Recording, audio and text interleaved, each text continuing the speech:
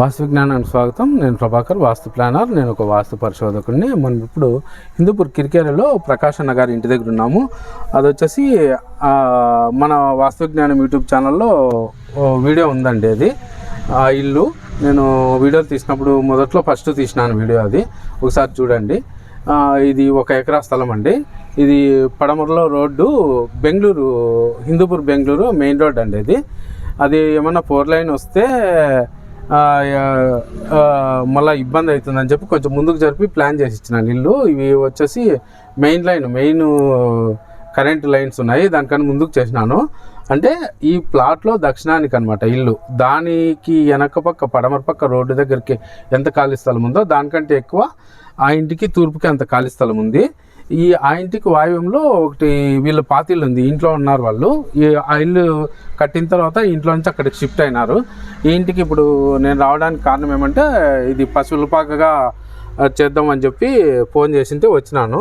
4 పశువులకి ప్లాన్ చేసినాము. ఆ ఉత్తరంలో ఉండే ద్వారాన్ని వచ్చి తూర్పు ఈశాన్యానికి మార్చేసి ఇదంతా 4 పశువులు కట్టేసేందుకు. ఇది వచ్చేసి ఇప్పుడు ఉండేదే 4 పశువులకు సరిపోతుంది. ఈ 3 అడుగుల హైట్ గోడ కట్టుకునేసి జాలరీ వేసుకొని నెట్ వేయమని చెప్పినాను గాలి వెలుతురు వెంటిలేషన్కి వచ్చేందుకు.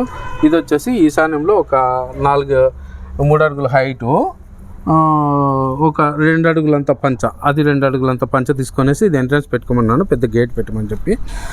ఇప్పుడు ఆ టాయిలెట్స్ ఉన్నాయి కదా, ఆ పైన రేకులు వస్తాయి. ఈ తూర్పుకి రేకులు వచ్చినప్పుడు అవి బండలు అట్లే కొనసాగి ఈ బండలు ఈ పారకి ఈ 3 అడుగుల హైట్ గోడకి బండలు వచ్చేసి ఆడ మలుపు తిరగమని ఒక 2 అడుగులంతా ఒక బండ పాతేసి ఇది ఈ ద్వారానికి ఎదురుగా మెయిన్ ఎంట్రన్స్ వదలమని చెప్పినాను. ఇదంతా క్లీన్గా సిమెంట్ అంతా చేసుకొనేసి బాగా క్లీన్గా చేసుకోమని చెప్పినాను. 4 పశువులకి సరిపోతుంది. ఆ ద్వారం అక్కడికి మార్చేకి ఆ ఇల్లు వాళ్ళదే, ఈ ఇల్లు వాళ్ళదే. మొత్తం ఎకరా అండి స్థలం ఇదంతాను. ఓకే అండి, థ్యాంక్ యూ.